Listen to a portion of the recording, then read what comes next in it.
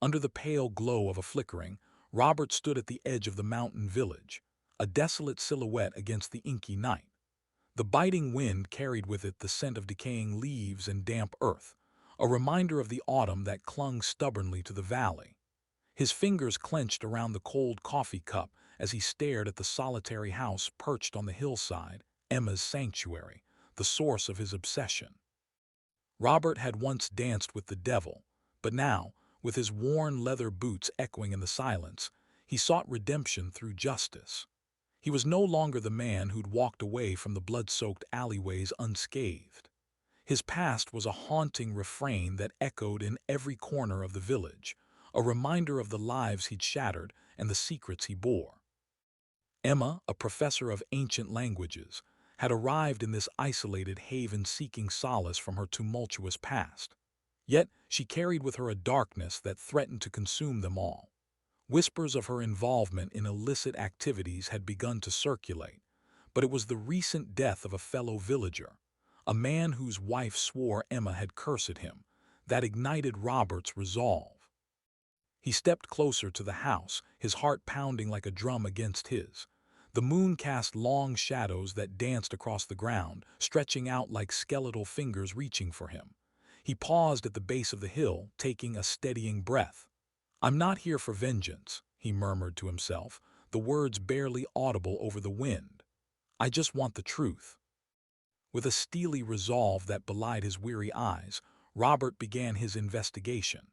He delved into Emma's world of cryptic symbols and ancient texts, unraveling threads of deception and betrayal.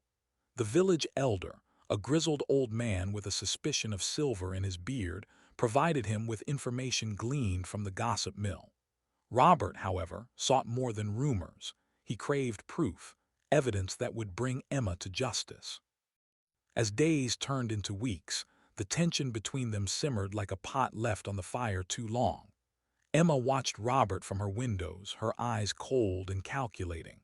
She knew he was after her, could sense his relentless pursuit like the low hum of an approaching storm. Yet she remained elusive, always one step ahead. One evening, as the sun dipped below the horizon, painting the sky in hues of red and gold, Robert received a letter.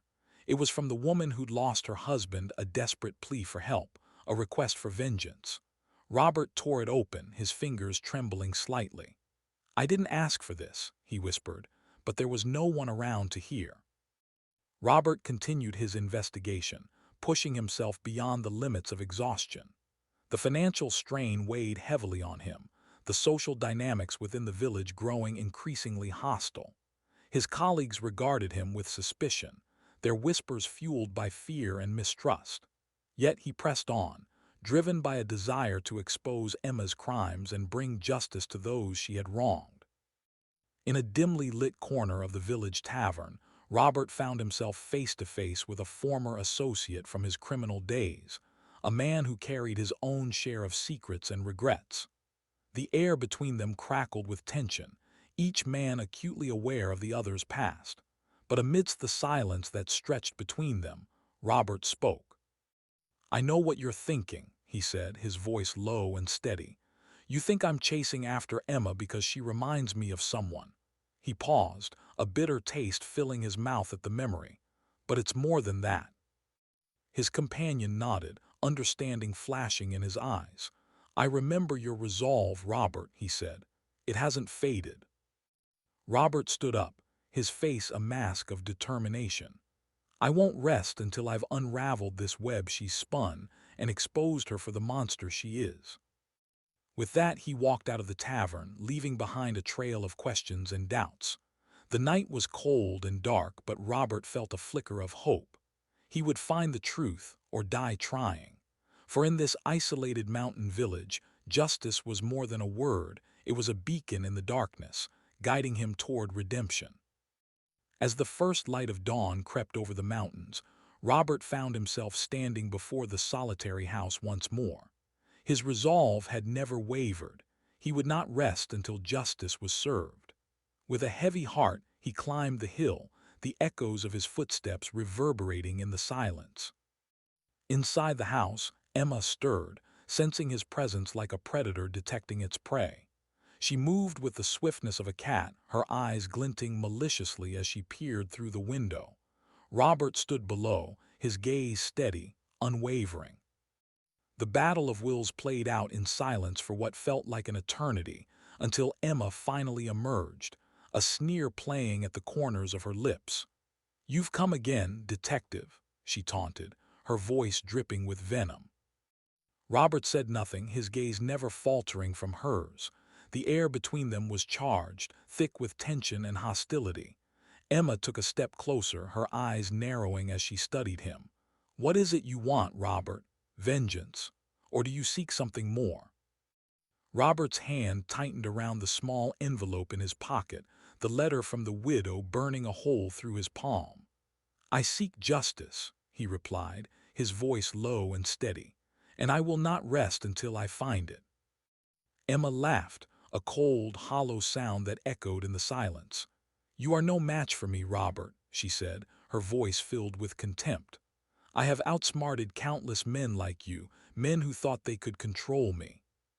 But Robert was not swayed by her words. He had faced greater threats in his past, and he would not be deterred now. With a steely determination that belied his weary eyes, he pushed forward. "I am not like those men," he said, his voice hard as stone, "and I will not rest until the truth is revealed." Emma's laughter faded, replaced by a look of shock and fear. For Robert had uncovered a secret one that could bring her down. He held up the envelope, the widow's plea for help trembling in his hands. "You may have fooled many," he said, his voice filled with anger, "but you cannot fool me." The house shook as Emma collapsed to the floor, a look of shock and despair etched on her face. Robert stood over her, his heart racing as the truth began to unravel. The villagers gathered outside, their whispers growing louder as they caught sight of Emma's crumpled form. In that moment, Robert knew he had done it. He had exposed Emma for the monster she was and brought justice to those she had wronged. Yet, even as he stood victorious, he couldn't help but feel a sense of sorrow and loss. For in exposing her crimes, he had also uncovered his own demons, the darkness that had haunted him for years. As the sun set over the mountains, casting long shadows across the village, Robert knew he could never return to the life he once knew. The taste of justice was bittersweet, a reminder of the lives he'd shattered and the secrets he bore. But as he looked out over the valley, his heart heavy with the weight of his past, he knew that he had found his redemption. In the quiet of the night, Robert walked away from the house, leaving behind the shattered web and the memories of the darkness that had once consumed him. The wind whispered through the trees, carrying with it the scent of decaying leaves and damp earth, a reminder of the autumn that clung stubbornly to the valley. But as he climbed the hill, Robert felt a sense of peace, a feeling he hadn't known in years. For in this isolated mountain village, justice was more than a word. It was a beacon in the darkness, guiding him toward redemption.